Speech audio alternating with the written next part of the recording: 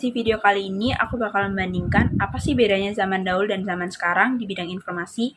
Yuk simak videonya lebih lanjut. Zaman dahulu, jika ingin membaca berita bencana alam, kita harus membaca lewat koran. Koran adalah bundel kertas cetak yang disatukan. Bundel kertas ini ditutupi dengan huruf dan gambar tercetak yang merupakan berita.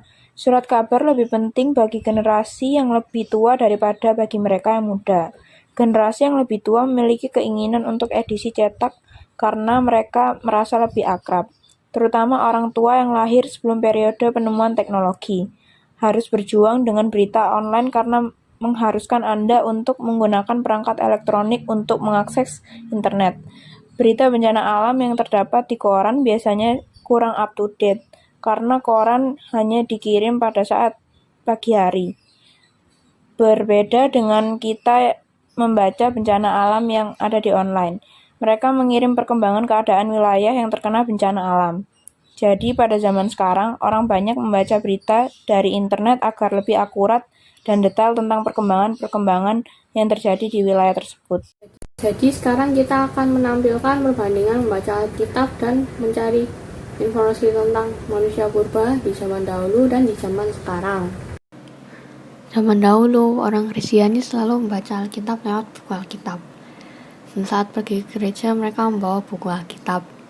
Buku Alkitab ini berukuran tebal, jadi ukuran font di buku Alkitab juga sangat kecil yang membuat beberapa orang susah membacanya. Di zaman sekarang ini, Alkitab sudah bisa diakses dalam bentuk digital. Keuntungan yang didapat dari membaca Alkitab lewat digital ini yaitu tidak ribet dan tidak berat karena jika kita ingin membaca Alkitab digital ini dapat diakses melalui HP dan perangkat teknologi yang lainnya, juga mudah dibawa kemana-mana. Jika ada smartphone, kita bisa membaca firman Tuhan kapan saja saat kita ingin membaca dan merenungkannya. Di Alkitab digital ini pun sangat mudah untuk melakukan proses pencarian suatu kitab, bab, ayat, atau bahkan sebuah kata kunci. Alkitab digital ini memiliki font yang cukup besar, jadi memudahkan kita untuk membacanya. Zaman dahulu, orang-orang kalau mau membaca tentang manusia purba harus pergi ke perpustakaan dan mencari buku yang terkait. Dan sangat sulit untuk menemukan buku yang di dalamnya terdapat banyak informasi manusia purba sekaligus. Jadi mereka mau tidak mau membaca beberapa buku untuk mengetahui tentang manusia purba. Di zaman sekarang ini, teknologi sudah mulai berkembang. Jadi kita bisa mencari informasi mengenai manusia purba di internet dan di situ banyak artikel-artikel yang menjelaskan tentang manusia purba secara lengkap. Hai guys, jadi di video kali ini aku akan menjelaskan tentang perbedaan permainan zaman dahulu dan permainan zaman sekarang. Pada zaman dahulu, sebelum teknologi berkembang hingga saat ini, semua orang menjalin kebersamaan dengan cara bermain, yaitu permainan tradisional. Contoh permainan tradisional sebagai berikut, yakni ada kelereng, engkle, egrang, peta umpet, dakon, gobak sodor, benteng-bentengan. Zaman dahulu permainan itu semua sangat seru karena yang ikut bisa sampai satu kampung. Saking banyaknya yang ikut bermain, kita menjadi mempunyai banyak teman.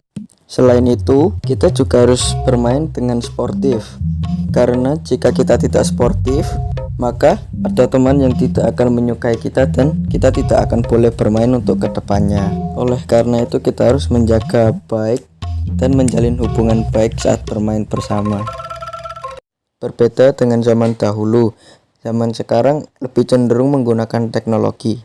Contohnya, perkembangan teknologi dari dulu hingga sekarang semakin banyak menciptakan device-device untuk bermain. Awalnya dari telepon genggam, telegram, komputer, hingga sekarang smartphone. Untuk bermain game sangatlah membutuhkan device, dan setiap device pasti mempunyai spesifikasi masing-masing, dari yang terendah, sedang, hingga yang paling tinggi. Tentunya semakin tinggi spesifikasi device tersebut, harganya semakin mahal, karena sangat berpengaruh dalam kelancaran bermain game.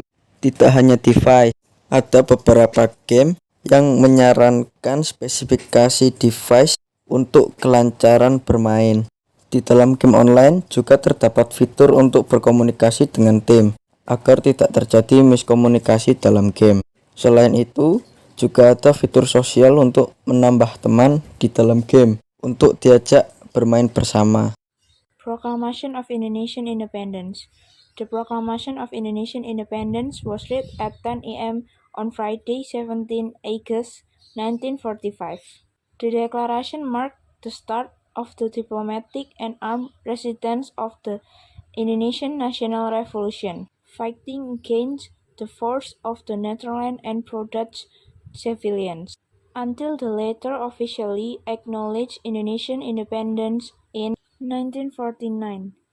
The Netherlands declared that they had decided to accept de facto 17 August 1945 as Indonesian Independence Day. The United Nations, who mediated in the conflict, formally acknowledged the date of independence as 27 December 1949. The document was signed by Sukarno and Muhammad Hatta, who were appointed President and Vice President respectively the following day.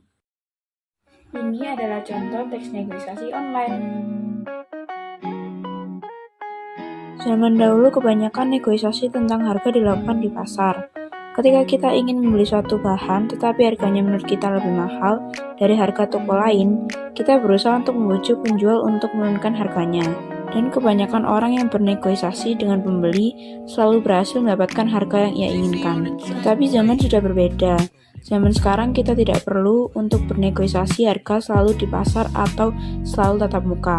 Sekarang sudah ada aplikasi untuk belanja online. Jadi jika kita ingin bernegosiasi, kita bisa langsung mengontak toko tersebut untuk menawarkan harganya. Kita juga bisa mendapatkan diskon, entah itu diskon ongkos kirim atau diskon dari kupon yang disediakan oleh aplikasi belanja online tersebut.